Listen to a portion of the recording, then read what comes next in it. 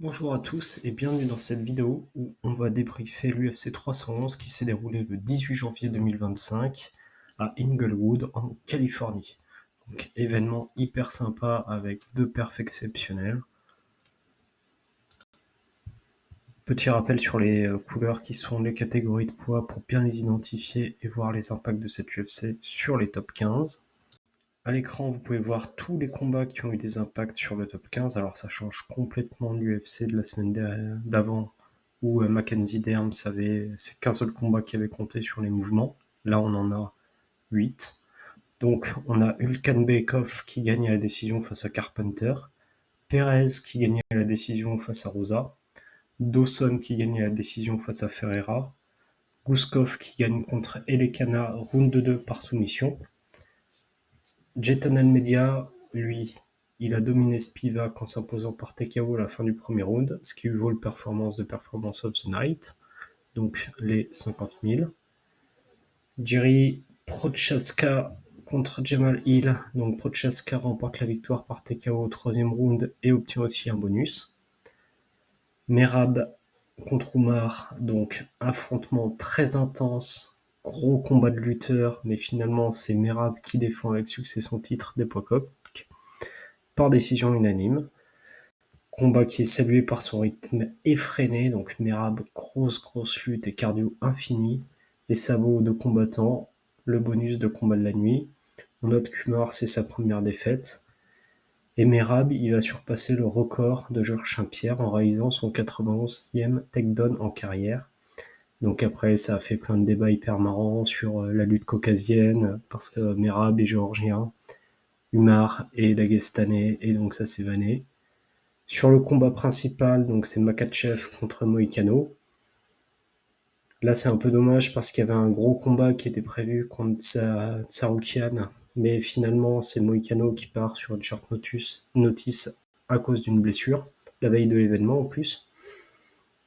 Et donc Makhachev, il impose sa domination, il remporte le combat par soumission, étranglement à 4 minutes 05 du premier round, et il établit ainsi un nouveau record avec sa 4e défense consécutive du titre des poids légers. Donc Makhachev très fort. On va commencer par regarder les impacts de cette UFC sur la catégorie des poids plumes.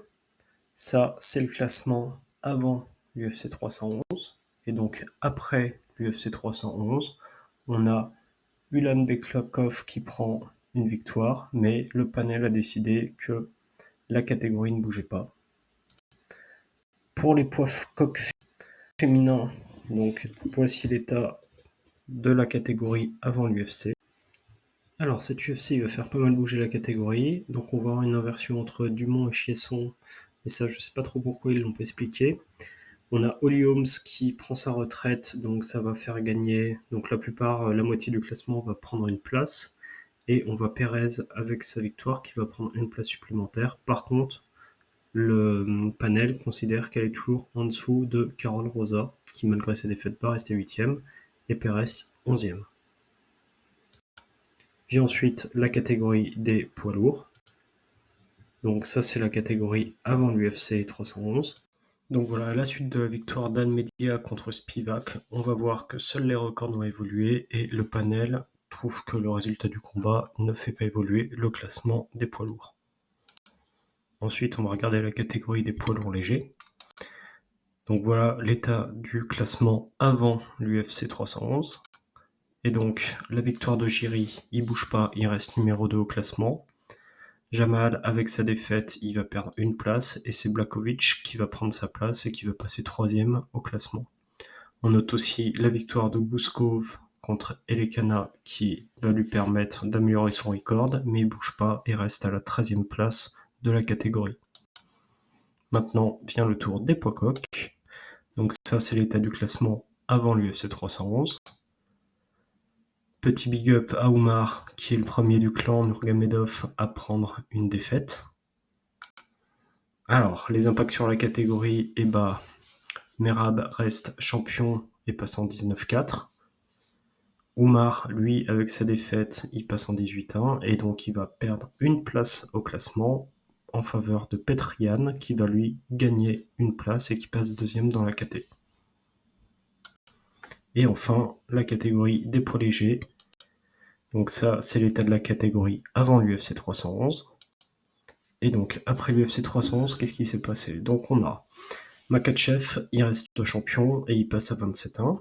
Moïcano, avec sa défaite, il bouge pas, il va rester 10e. Et par contre, comme BSD avait perdu face à Moïcano, le panel va estimer que comme Moïcano s'est fait martyriser par Makhachev, BSD est pas au niveau, et donc ils vont faire descendre notre Français Benoît Saint-Denis de 2 places, et donc c'est Pimblet et Turner qui vont chacun gagner une place. Et enfin, en toute fin, on a Dawson, comme il a gagné face à Ferreira, il réintègre le top 15 à la défaveur d'Alvarez qui ressort du top 15.